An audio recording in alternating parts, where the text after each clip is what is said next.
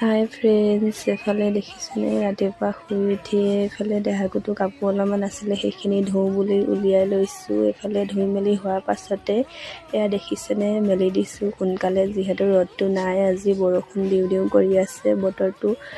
এইফালে যে মই যে বাঁহগছজোপা যে দেখাইছোঁ, সেইজোপা বাঁহগছত যে তলত যে বহি থাকিলে ইমান ধুনীয়া বতাহ মাৰে নহয়। এইফালে আকৌ ভিতৰলৈ সোমাই আহি দেখোঁ বাচন অলপমানো আছে, সেইখিনিও বোলো ধুই মেলি সোনকালে আজৰি হৈ লওঁ।